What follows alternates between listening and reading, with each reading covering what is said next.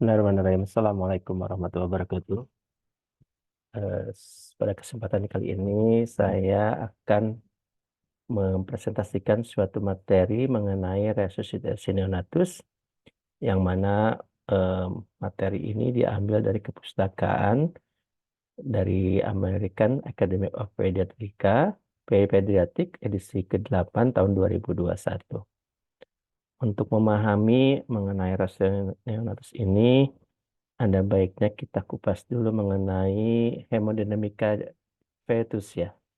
Fetus. Seperti kita ketahui bahwa fetus berhubungan dengan ibu melalui suatu pembuluh darah namanya pembuluh darah umbilikal. Di sini ada dua arteri dan satu vena. Vena membawa darah dari ibu yang kaya oksigen ke dalam janin, sementara arteri membawa darah dari janin ke ibu ya, berisi darah yang tidak kaya oksigen. Nah, darah dari ibu dalam hal ini adalah melalui umbilical vein masuk ke sirkulasi janin melalui ductus venosus, vena inferior, vena cava, kemudian bermuara ke atrium kanan. Dari atrium kanan masuk ke dalam ventricle kanan, kemudian darah dialirkan melalui pulmonal arteri, yang mana dari arteri pulmonal ini hanya sebagian kecil masuk ke dalam paru-paru karena paru-paru tahanannya atau resistensinya masih terlalu tinggi karena paru-paru fetus ini berisi cairan. Nah, sebagian besar darah dari arteri pulmonal ini masuk ke dalam sirkulasi sistemik, yaitu ke aorta melalui celah yang disebut namanya ductus arteriosus. Nah, darah sebagian kecil masuk ke dalam paru, kemudian masuk ke dalam atrium sebelah kiri, yang mana atrium sebelah kiri tekanannya relatif lebih rendah dibandingkan dengan atrium kanan, sehingga ada aliran darah dari atrium kanan masuk ke dalam atrium kiri melalui celah namanya foramen ovale. Nah, kemudian darah dari atrium kiri ke ventricle kiri, kemudian disirkulasikan ke aorta bergabung dengan darah yang berasal dari arteri pulmonal yang melalui ductus. Sesaat ketika bayi berlahir, putus hubungan dengan ibu, tali pusat dipotong, bayi dilakukan stimulasi bernafas, dan kemudian udara yang masuk ke dalam paru-paru melalui respon pernafasan awal ini akan menekan cairan dalam paru-paru sehingga paru-paru yang tadinya berisi cairan tertekan berubah menjadi udara. Nah, udara dalam paru-paru ini terjadi proses pertukaran gas masuk ke dalam pembuluh darah dan kemudian dialirkan ke jantung dan ke sirkulasi tubuh. Nah, sehingga darah yang tadinya vasokonstriksi, kemudian setelah paru-paru mengembang berisi udara, kemudian pembuluh darah menjadi vasodilatasi sehingga bisa mengalirkan oksigen ke sirkulasi koronaria sehingga mengakibatkan jantung bisa berdenyut dan kemudian dialirkan ke sirkulasi sistemik. Nah, pada masa transisi ketika paru-paru sudah mengembang sehingga aliran darah dari arteri pulmonal yang tadinya masuk ke dalam ductus sebagian besar sekarang masuk ke dalam paru-paru. Nah, sehingga dengan sendirinya ductus arteriosus akan menutup secara bertahap. Dan begitu pula aliran darah dari paru-paru kemudian masuk ke atrium kiri. Sekarang atrium kiri tekanannya lebih tinggi dibandingkan dengan atrium kanan, sehingga foramen ovale pun akan menutup. Nah, kemudian dari atrium kiri masuk ke ventricle kiri, kemudian ke sirkulasi sistemik. Nah, sehingga ini aorta sekarang sudah eh, berisi totali darah yang eh, kaya akan oksigen dan selanjutnya berubah menjadi sirkulasi hemodinamika yang normal. Pada kondisi di mana bayi yang baru lahir mengalami kegagalan pada fase transisi, akan ditandai dengan kondisi sebagai berikut. Bayi akan mengalami nafas yang irregular, bahkan timbul apnoe, kemudian heart rate pun akan berkurang atau bradikardi, atau juga bisa mengalami tahikardi, penurunan tonus otot, kulit tampak pucat, bahkan timbul sianosis, saturasi oksigen akan menurun, dan blood pressure pun akan menurun. Nah, ini terjadi akibat dari kegagalan masa transisi. Nah, untuk mencegah terjadi hal-hal yang eh, kegagalan pada masa transisi, kita lakukan upaya untuk mengaktifkan sirkulasi melalui proses namanya resusitasi. Nah, ini kita bahas prestasi yang tahun 2021. Sebelumnya kita punya algoritma tahun 2015. Perbedaan antara 2015 2021 ini eh, hanya sebagian kecil. Nanti akan kita lihat dari tahapan eh, apa, tahap awal restasi. eh, Secara umum hampir sebagian besar sih masih tidak terlalu berbeda. Nah, ini algoritma tahun 2021 yang akan kita pelajari bersama. Baik, kita kupas satu demi satu ya. Pertama, bahwa sebelum eh, nah, oke, saya ingatkan dulu mengenai golden minutes ya. Ini adalah satu target yang kita harus capai, di mana bayi yang baru lahir dalam 1 menit pertama, bayi itu harus dalam kondisi bernafas, baik bernafas spontan ataupun bernafas dengan bantuan ventilasi. Target utama adalah bagaimana dalam 1 menit pertama bayi ini mengalami bisa bernafas seperti itu. Nah, ini kita akan latihkan pada eh, cara keterampilan untuk bisa mencapai minit emas.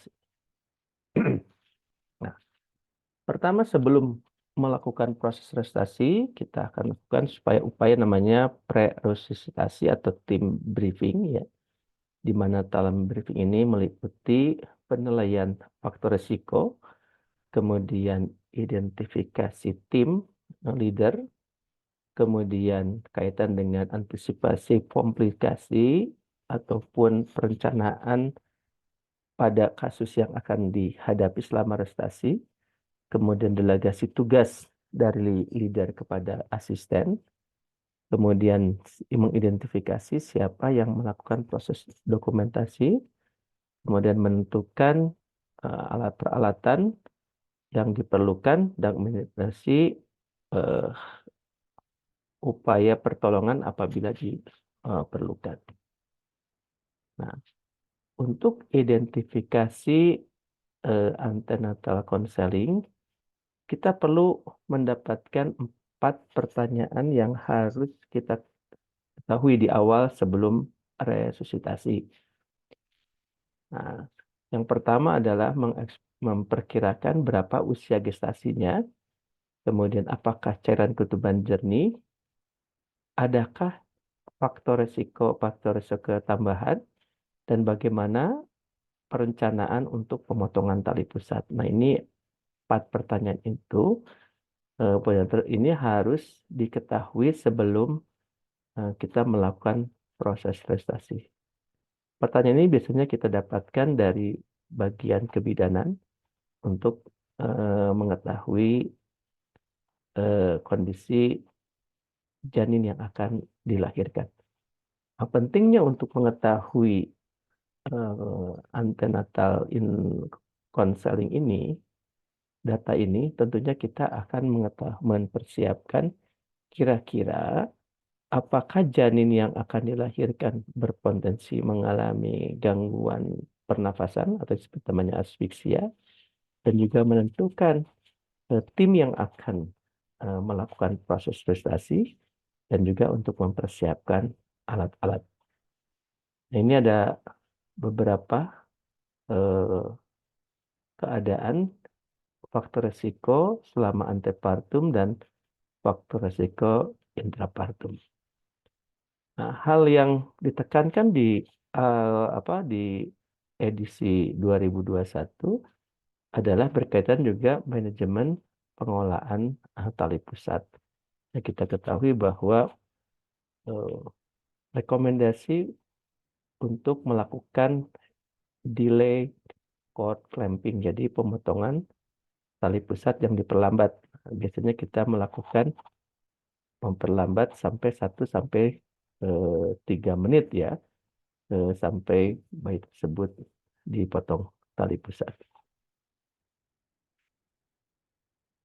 Nah, bagaimana dengan tim briefing? Nah, seorang leader akan melakukan briefing dengan tim, dan adapun believer akan melakukan suatu proses menyampaikan mengenai resiko yang sudah dinilai di awal.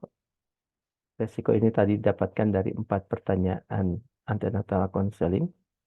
Resiko ini akan menjadi satu dasar perkiraan bagaimana kondisi janin yang akan dilahirkan. Nah, kemudian leader akan membentuk timnya, membentuk tim, dan tim itu nanti melalui suatu proses delegasi tugas ya.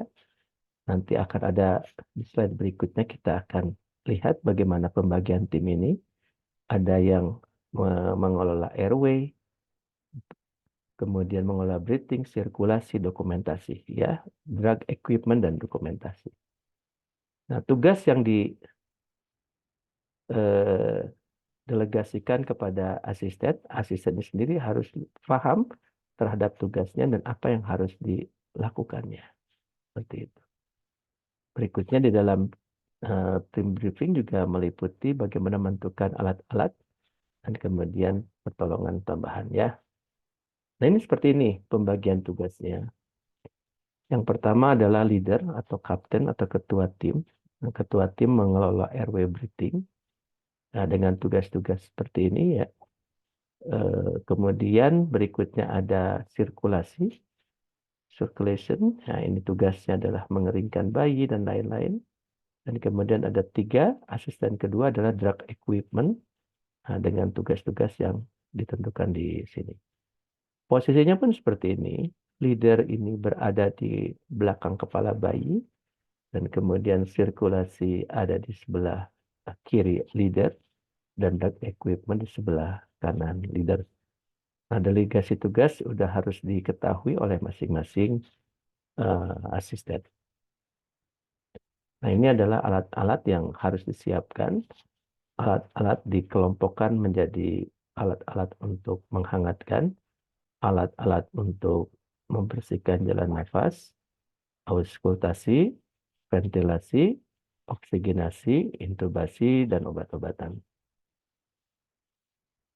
Nah, sekarang kita lakukan tahapan-tahapan memulai suatu respirasi. Jadi, ketika bayi lahir, sesaat bayi lahir, kita harus menanyakan ataupun mengidentifikasi 3 hal. Yang pertama, apakah bayi cukup bulan? Yang kedua adalah tonus ototnya. Yang ketiga, apakah bayi bernafas atau menangis? Nah, 3 pertanyaan ini kita melihat respon dengan melihat performance atau tampilan daripada bayi. Ya, kalau bayinya tampak besar, cukup bulan, kemudian tonus ototnya baik, tonus otot ditandai dengan adanya fleksi di 4 ekstremitas, kemudian bernafas dan menangis dengan kita mendengarkan suara pernapasan dan melihat suara pernapasan tentunya. Tapi kalau misalnya bayi tampak kecil, kulit tipis ya, landogonya banyak, berarti ini bayinya kurang bulan. Tampak tonus ototnya lunglai ya, ditandai dengan ekstremitasnya ekstensi atau ngeplek, dan kita tidak mendengar respon adanya bernafas atau menangis. Berarti ini bayi kondisinya termasuk high risk newborn atau bayi tidak bugar. Nah, apabila ternyata bayi tersebut bugar, ditandai dengan bayi cukup bulan, tonus otot baik, bernafas menangis. Nah, berikutnya bayi akan melalui tahapan disebut dengan perawatan rutin ya. Dalam hal ini perawatan rutin bayi stay dengan ibu, biasanya kita dilakukan di perut ibu. Dalam kaitan dengan inisial stepnya itu kita lakukan menghangatkan pastinya ya, kemudian mengeringkan kain yang basah kita sisihkan, kemudian kita lihat kondisi pernafasan bayinya ya. Bila perlu ya kita lakukan hisap apabila selalu ada sekret yang menyumbat saluran pernafasan. Nah, berikutnya kita evaluasi denyut jantung, kita evaluasi nafasnya, suhunya, dan apabila ternyata bayi sudah dalam kondisi yang stabil, bayi bisa segera dilakukan inisiasi menyusu dini atau IMD. Nah, bagaimana kalau sekiranya bayi mengalami kondisi di 3 pertanyaan ini, yang tadi cukup bulan, tonus otot, kemudian bernafas, menangis, ini ternyata responnya tidak, salah satu tidak, berarti kita masuk ke tahapan awal resusitasi. Apa yang dilakukan dengan tahapan awal resusitasi ini? Tentunya apabila bayi akan dilakukan initial step ataupun langkah awal resusitasi ini, bayi tentunya akan dilakukan pemotongan tali pusat segera, ya. Kemudian bayi dibawa ke infant warmer atau meja resusitasi. Lain halnya dengan, kita ulangi lagi sedikit mengenai perawatan rutin. Pada perawatan rutin, tentunya tali pusat tidak serta-merta dipotong, bisa kita melakukan namanya yang disebut dengan delay cord clamping atau penundaan pemotongan tali pusat.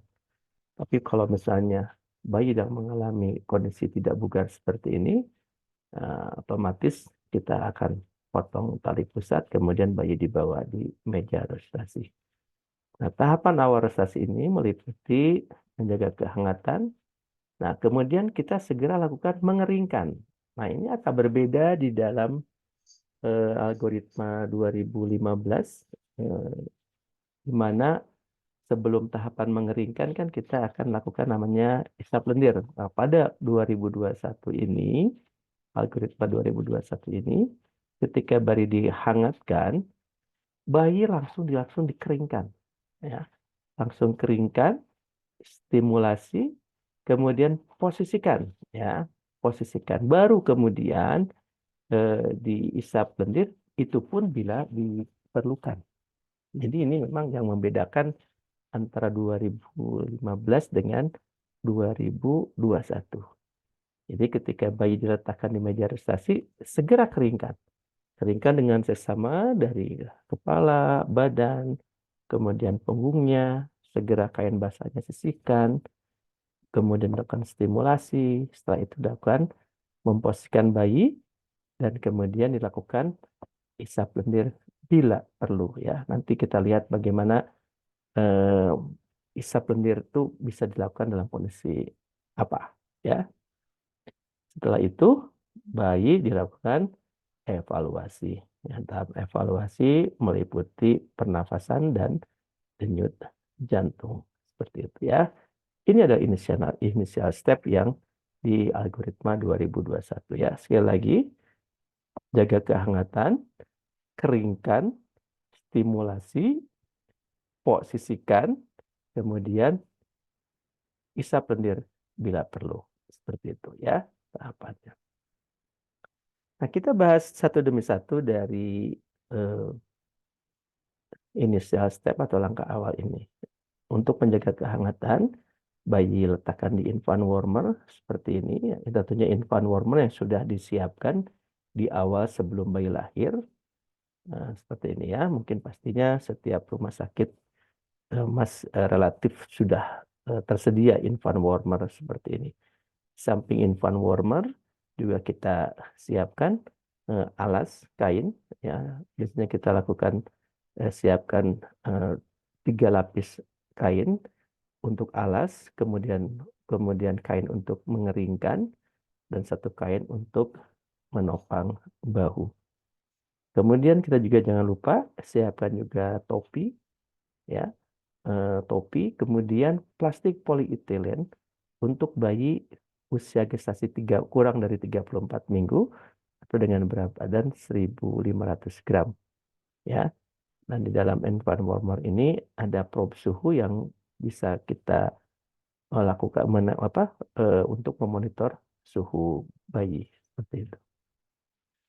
Nah, memposisikan seperti biasa, memposisikan dengan menggunakan metode posisi semi ekstensi. Jadi kepala sedikit tengadah, ya. Kita sebut posisi menghidu. Untuk menjaga kestabilan posisi, kita gunakan kain di bahu, ya, menopang bahu. Kemudian tadi mengeringkan, ya, keringkan dengan sama dari kepala, badannya, punggungnya, dan jangan lupa singkirkan kain yang basah, ya. Nah, stimulasi dilakukan dengan menepuk, menyentil di bagian telapak kaki atau menggosok punggung, ya. Nah, itu yang paling sering. Perut dada itu relatif jarang kita lakukan, ya. Yang paling sering kita adalah melakukan menggosok punggung, ya. Nah, ini mengenai suction, ya. Jadi, apabila setelah langkah tadi, setelah distimulasi, dikeringkan, bayi tampak bugar, suction tidak perlu dilakukan. Ya, sekali lagi, apabila bayinya bugar, suction atau mengisap lendir itu tidak dilakukan. Kecuali bila bayi tidak bernafas atau bayi mengalami gasping, tonus otot pilek, buruk, ngeplek, kemudian sekret yang berpotensi menyumbat saluran pernafasan, tampak sekret yang susah untuk dibersihkan, dan tentunya adalah diprediksi bayi akan dilakukan ventilasi. Ini baru dilakukan isap lendir. Seperti itu. Jadi kalau sekali lagi, kalau bayinya setelah langkah step awal di mengeringkan stimulasi, posisikan bayi tersebut bugar, menangis, cukup adekuat, tidak harus dilakukan isap lendir. Nah, kemudian tahapan evaluasi meliputi pernafasan. Kita evaluasi apakah bayi apnu atau bernapas megap-megap. Dan kemudian juga kita lakukan evaluasi frekuensi jantung, menghitung 6 detik dikalikan 10, ya. Dan bersama juga itu juga kita juga bisa memasangkan pulse oximetry, saturasi oksigen di sebelah tangan kanan bayi. Gitu. Nah, sekarang bagaimana kalau bayi tidak bernafas atau setidaknya nafas megap-megap? Segera kita lakukan langkah VTP. Nah, seperti yang tadi disebutkan di slide sebelumnya, kita akan harus mencapai menit emas. Jadi dari mulai bayi lahir sampai ke tahapan bayi bernafas ini harus dicapai dalam 1 menit. Nah, tentunya ini kita harus lakukan latihan berulang-ulang untuk mencapai 1 menit emas ini, ya. Jangan lupa juga dilakukan pemasangan pulse oximetry, dan kemudian dengan oximetry kita bisa memonitor kondisi denyut jantungnya. Nah, ini adalah target saturasi preduktal. Tentunya di menit pertama saturasinya hanya mencapai 60-65%, itu normalnya. Nah, menit kedua 65-70, dan secara bertahap meningkat dan baru mencapai saturasi normal itu setelah 10 menit, ya. Baik, kita lihat bagaimana tahapan berikutnya mengenai PTP, ya. Jadi sekali lagi, indikasi PTP ini terjadi apabila bayi apnu megap-megap atau frekuensi denyut jantung kurang dari 100 kali per menit meskipun bayi bernafas, atau saturasi tetap di bawah nilai target meskipun telah diberikan oksigen bebas sampai 100%. Ya. Adapun ventilasi ini adalah dalam proses resusitasi, ventilasi paru adalah merupakan langkah yang paling penting dan efektif dalam resusitasi baru akhir. Nah, ini tidak lepas dari prinsip dasar resusitasi adalah pengembangan paru. Kalau kita lihat dari slide di awal bahwa perubahan sirkulasi janin ke sirkulasi bayi pada masa transisi itu diawali dengan pengembangan paru-paru. Nah, pengembangan paru-paru ini terjadi apabila bayi bernafas spontan ataupun bernafas dengan bantuan ventilasi. Jadi, ventilasi sekali lagi merupakan langkah yang paling penting dalam proses resusitasi neonatus. Nah, sekarang kita lihat bagaimana cara melakukan teknik ventilasi ya, atau disebut ventilasi tekanan positif. Ada alat-alat yang bisa kita gunakan untuk melakukan VTP atau ventilasi tekanan positif ini. Kita sebut namanya balon yang mengembang sendiri. Ini mungkin kita sangat familiar dengan alat ini ya, yang mana apabila balon ini kita remas, kita memberikan tekanan puncak inspirasi, dan ketika balon itu dilepaskan, kalau menggunakan katup PIP ya, katup PEP, maka ada tekanan akhir yang dipertahankan. Tapi dengan catatan kita menggunakan katup PIP ini. Tapi kalau tidak menggunakan katup PIP, berarti tidak ada tekanan akhir ekspirasi. Nah, kecuali kalau kita menggunakan alat namanya tipis resusitator, kita bisa mempertahankan tekanan puncak inspirasi dan tekanan akhir ekspirasi. Oke, nanti kita lihat alatnya di slide kemudian ya. Nah, kita lakukan VTP dengan menggunakan balon mengembang sendiri. Seperti ini ya. Nah, ini ada jenis-jenis alat untuk melakukan proses bantuan pernafasan. Ada yang disebut balon mengembang sendiri, ada balon yang tidak mengembang sendiri atau sebut namanya Jackson Reese, ada sebut namanya tipis resusitator. Nah, alat-alat ini bisa digunakan untuk ventilasi tekanan positif adalah yang balon mengembang sendiri dan tipis resusitator. Sementara balon tidak mengembang sendiri tidak bisa digunakan untuk melakukan VTP, ventilasi tekanan positif. Cuman bisa digunakan untuk mempertahankan tekanan akhir ekspirasi atau CPAP dan memberikan oksigen aliran bebas. Nah, adapun tipe resusitator ini bisa kita gunakan untuk melakukan PTP, bisa juga digunakan untuk pemberian tekanan akhir ekspirasi yang kontinu atau CPAP, dan juga bisa digunakan untuk pemberian oksigen aliran bebas. Seperti itu. Nah, ketika melakukan PTP, yang pertama kita perhatikan adalah lekatan dari sungkup. Sungkup harus melekat meliputi dagu, mulut, dan hidung. Jadi kita harus siapkan dan pilihkan sungkup yang sesuai dengan kondisi dari bayi. Nah, sungkup sendiri ada yang untuk cukup bulan, ada yang untuk kurang bulan. Jadi jangan sampai mengalami kondisi seperti gambar yang sebelah ini ya. Jadi bagian dagunya terlalu panjang, ini terlalu kecil, ini terlalu besar ya menutup bagian mata. Itu seperti itu. Nah, ketika melakukan VTP, ventilasi tekanan positif, jadi targetnya kita melakukan VTP dalam 1 menit itu adalah 40-60 kali per menit yang menyesuaikan dengan nafas normal bayi, frekuensi nafas normal bayi. Tapi dalam hal tertentu kita cukup melakukan VTP selama 30 detik. Berarti kita bagi 2, targetnya adalah 20-30 kali per menit. Ya. Untuk mencapai 20-30 kali dalam 30 detik, kita harus menggunakan frasa ya, bilangan irama ya. Yang kita sebut dengan pompa, lepas, lepas, pompa, lepas, lepas. Atau 1, lepas-lepas, 2, lepas-lepas, 3, lepas-lepas, 4, lepas-lepas. Dengan menggunakan dua suku kata 1, 2 ya.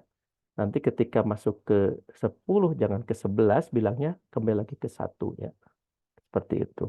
Nah, itu irama itu harus dilatihkan sehingga kita bisa mencapai 20-30 kali ventilasi dalam 30 detik. Nah, saat melakukan ventilasi, penolong, yaitu dalam ini ada leader yang mengelola airway breathing, melihat pengembangan dada, ya. Jadi kita pastikan setiap kali kita meremas, dada itu mengembang, menandakan ventilasi cukup efektif, ya, seperti itu. Untuk mencapai kondisi ini, ya pastikan bahwa kepala bayi selalu dalam kondisi posisi semi ekstensi, ya, sedikit tengadah ya. Selalu melihat pengembangan dada dan setelah 15 PTP kita harus melakukan evaluasi apakah ventilasi itu cukup efektif ataukah tidak. Seperti itu. Apa yang dinilainya? Yang pertama dinilainya adalah bagaimana dengan heart rate. Apakah heart rate ada peningkatan? Yang berikutnya apakah ada pengembangan dada? Ya, bila dada mengembang, heart rate meningkat, maka continue, lanjutkan VTP berikutnya sampai 30 detik. Namun apabila dada mengembang, heart rate tidak meningkat, tetap kita lanjutkan sampai kita evaluasi di 30 detik. Namun apabila dada tidak mengembang, kita jangan lanjutkan ventilasi, tapi segera melakukan evaluasi untuk memperbaiki kondisi VTP. Ya, nanti kita lihat bagaimana cara memperbaiki ventilasi. Ya. Nah, yang kita lakukan adalah koreksi ventilasi. Ya, tadi apabila dada tidak mengembang dan atau heart rate masih di bawah 100 kali per menit. Ya, seperti itu. Nah, ini tahapan untuk memperbaiki ventilasi. Ya, kita sebut namanya MRSOPA atau Mr. SOPA. Ya, pertama yang dilakukan adalah memperbaiki lekatan sungkup, mass adjustment. Ya, pastikan sungkup melekat erat meliputi dagu, mulut, dan hidung. Dan kemudian berikutnya adalah reposisi reposisi saluran pernapasan airway ya. Sedikit tengadahkan kepala dengan mengangkat dagu. Jadi ini dua tahapan yang harus dilakukan di awal ketika dada tidak mengembang. Jadi MR dulu. Setelah kita lakukan ventilasi 3-5 kali ventilasi, ternyata dada mengembang, kita lanjutkan. Berarti SOPA-nya tidak harus dilakukan.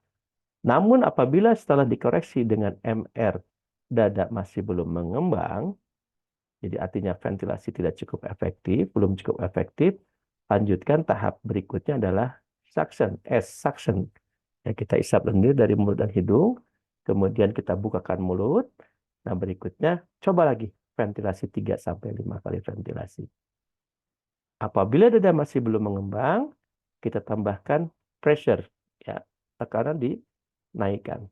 Ya, kalau misalnya kita start tadi dengan tekanan 25, naikkan ke 30. Kalau 30 tidak optimal, naikkan ke 40. Nah, untuk mengetahui 30, 40, kalau kita menggunakan tipis, kita akan tahu ukurannya. Tapi kalau misalnya tidak ada manometernya, menggunakan balon mengembang sendiri, ya nanti kita mainkan dengan kekuatan pengembangan balonnya ya ketika kita remas. Nah, kalau ternyata masih dada belum mengembang, ya, maka kita lakukan tahapan berikutnya adalah alternatif airway. Jadi kita lakukan intubasi endotracheal. Seperti itu. Dan tentunya nanti akan lebih paham apabila kita melakukan praktek ya dalam tahapan ini. Nah, sekarang apabila sudah dilakukan tahap evaluasi VTP sampai ke tahapan alternatif, berikutnya dengan intubasi, berikutnya kita lakukan ventilasi selama 1 siklus. Setelah evaluasi, ternyata heart rate masih di bawah 60. Nah, kalau seperti ini, kita akan lakukan tahapan persiapan kompresi dada. Ya, kompresi dada ini kita siapkan dengan bantuan dari asisten sirkulasi. Dan jangan lupa ketika memulai kompresi dada, oksigen naikkan 100%. Hal ini yang harus dilakukan. Ini banyak hal tahapan ini suka dilupakan ya, melakukan proses peningkatan konsentrasi oksigen. Nah, berikutnya kita lakukan kompresi dada. Nah, jadi kompresi dada itu dengan menggunakan 2 penolong, leader melanjutkan ventilasi, kemudian asisten 1 sirkulasi akan melakukan kompresi dada ya. Ini dikoordinasikan secara baik ya. Nah, adapun teknik kompresi dada ini, pertama kita harus menentukan titik kompresi. Titik kompresi ini ada di sepertiga bawah sternum. Caranya adalah dengan membuat garis hayal di antara 2 papilla mamae, kemudian turun beberapa senti. Nah, ini berarti di antara garis hayal dengan processus sipioideus ya. Nah, kita gunakan teknik ibu jari, dan adapun teknik telunjuk sudah tidak kita rekomendasikan lagi ya. Jadi kita gunakan teknik ibu jari. Ibu jari tegak lurus di titik kompresi ya, kemudian bagian 3-4 jari berikutnya melingkupi bagian dada bayi. Nah, fokus kepada titik kompresi ya, jangan fokus kepada menopang punggung bayi seperti itu. Nah, bagaimana koordinasi antara kompresi dan ventilasi? Nah, yang dilakukan adalah ketika kita melakukan tahapan kompresi dan ventilasi, ini 1 siklusnya itu selama 2 detik ya. Jadi meliputi, jadi startnya dari kompresi dada. 1, 2, 3 pompa ya. Nah, ini kalau kita menggunakan bahasa Inggris, 1 and 2 and 3 and breath gitu kan ya.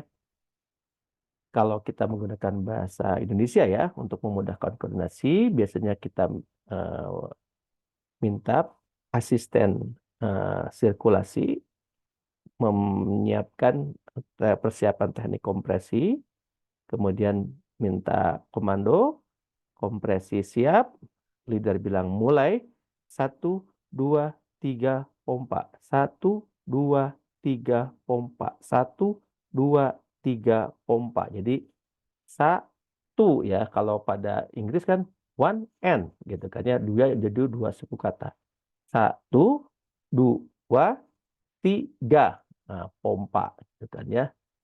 Jangan tua ga, jangan. Itu 1 kata, harus 2 ya. 1, 2, 3 pompa. 1, 2, 3 pompa. 1, 2, 3 pompa. Itu 1, 2, 3 pompa itu durasinya adalah 2 detik. Nah, ketika pompa, leader atau tim petugas ventilasi memompa, meremas balonnya, dan kemudian bersama itu dia menghitung 1, 2, 3. Oke. Nah, ventilasi kompresi ini dilakukan selama 1 menit penuh. Ya, tidak hanya dengan VTP yang bisa kita potong 30 detik, pada kondisi ventilasi kompresi harus dilakukan 1 menit penuh. Nah, apabila 1 menit penuh 60 detik, sementara 1 siklus 2 detik, berarti patokannya adalah 30 ventilasi. Seperti itu. Dan nanti kita akan lebih paham apabila dilakukan dengan praktek. Nah, setelah kompresi ventilasi dilakukan, setiap melakukan tindakan selanjutnya dengan evaluasi. Evaluasinya adalah heart rate dan saturasi. Bagaimana kalau heart rate masih di bawah 60? Nah, apabila HT di bawah 60, pertimbangkan untuk dilakukan pemberian epinefrin. Ya, di samping juga kita memikirkan kondisi apabila bayi mengalami hipovolemi, itu pada kasus bayi mengalami perdarahan, nah, atau bayi mengalami pneumotoraks ya. Nah, ingat, epinefrin ini sifatnya inotropik. Nah, dalam kondisi inotropik ini harus diberikan pada kondisi bayi yang sudah terventilasi cukup adekuat. Jangan sampai kita memberikan epinefrin sebelum ventilasi itu adekuat. Dengan kondisi secara tidak langsung sebenarnya epinefrin dilakukan apabila bayi sudah terintubasi, intubasi sudah dilakukan upaya kompresi dada, yang seperti begitu. Nah, adapun untuk pemberian epinefrin bisa dengan dua cara, yaitu dengan menggunakan melalui IV atau melalui endotracheal. Ingat, epinefrin ini harus dilarutkan dulu yang ada dalam sediaan di dalam pasaran itu 1/1000, jadi harus dilarutkan 1/10 jadi 1/10.000 ya. Untuk dosis IV 0,1 sampai 0,3 mili per kilo, sementara untuk dosis ET 0,5 sampai 1 mili per kilo ya. Nah, ini dilakukan secepat mungkin ketika diberikan. Nah, memang targetnya kita memberikan epinefrin ini dengan menggunakan IV. Tentunya untuk memberikan IV kita harus pasang dulu umbilical catheter, yang tentunya ini memerlukan waktu sebelum melakukan proses pemasangan umbilical catheter. Ketika terindikasi untuk diberikan epinefrin, kita bisa memberikan epinefrin melalui endotracheal. Ya, walaupun memang dalam beberapa penelitian efektivitasnya masih belum disepakati. Tapi setidaknya sebelum kita memberikan IV, sebelum terlambat kita bisa memberikan endotracheal. Nah, berikutnya tahapan stabilisasi. Nah, ketika misalnya sudah diberikan epinefrin, atlet meningkat di atas 60, namun satu sisi nafas bayi belum stabil, belum cukup begitu kuat, kita hentikan kompresi dada, lanjutkan ventilasi. Satu siklus, evaluasi lagi, apabila ternyata heart rate di atas 100, bayi sudah bernafas adekuat, nah berikutnya kita akan lakukan evaluasi. Pasca resusitasi, yaitu kita sebut namanya stabilisasi. Pertama lihat, bagaimana dengan pernafasannya. Kalau bayi mengalami kesulitan bernafas, ditandai adanya retraksi, ada grunting, merintih, maka kita akan lakukan pemberian CPAP. Nah, tapi kalau ternyata bayi mengalami kondisi cyanosis, ya biru, saturasi di bawah target, berarti kita akan melakukan pemberian oksigen aliran bebas. Ya, seperti itu. Ini kita harus tahu betul tahapan stabilisasi pasca resusitasi. Ya, nah, jangan lupa semua kondisi hemodinamika dimonitor melalui pulsimetri dengan memantau saturasi oksigennya. Nah, ini adalah alat-alat yang digunakan untuk pemberian oksigen aliran bebas ya. Bisa menggunakan tipis resusitator, bisa menggunakan tubing, bisa menggunakan ini ekor ya, reservoir ekor bisa, atau dengan menggunakan selang oksigen seperti ini ya. Atau bisa juga menggunakan Jackson wrist atau balon yang tidak mengembang sendiri. Namun tidak bisa menggunakan balon yang mengembang sendiri karena balon mengembang di sini ada katup yang tidak bisa memberikan oksigen aliran bebas karena tertahan oleh katup ya. Nah, adapun untuk memberikan CPAP kita bisa menggunakan balon tidak mengembang sendiri atau Jackson wrist, nanti kita aturkan tekanannya. Bisa kita start dengan tekanan 5 cm H2O ya. Atau juga kita menggunakan tipis resusitator. Nah, ini lakukan tahapan ini sampai kemudian kita lakukan tahap stabilisasi lanjutannya. Yaitu itu menilai bagaimana dengan kondisi sugar glukosanya, kemudian temperaturnya mencapai temperatur normal 36,5 sampai 37,5. Sebagaimana dengan kondisi airway-nya, apakah ada tanda-tanda distres pernafasan, ya. Kemudian bagaimana kondisi blood pressure-nya, ya. Bila perlu kita lakukan tahapan pemeriksaan laboratorium. Kemudian berikutnya adalah emotional support. Nah, ini pemberian oksigen ini kita juga bisa menggunakan namanya blender oksigen. Ya, namanya blender oksigen adalah oksigen dengan udara medik dicampurkan sehingga kita bisa mengaturkan berapa konsentrasi oksigen yang diberikan kepada bayi, ya. Jadi tidak fully semuanya dilakukan pemberian oksigen 100%. Jadi kita bisanya start di oksigen yang rendah dulu. Untuk bayi cukup bulan biasanya kita menggunakan oksigen kamar atau 21%. Pada bayi prematur kita start dari 30% ya. Nanti berikutnya evaluasi dengan menggunakan target saturasi yang ada dalam tabel ini. Ingat selalu bahwa oximetri letakkan probe-nya di lengan sebelah kanan di preduktal ya, harus dilakukan seperti itu. Nah, indikasi penggunaan oximetri ya untuk mengantisipasi bayi mengalami gangguan sirkulasi dan tentunya untuk evaluasi. Demikian presentasi mengenai respirasi tinnitus.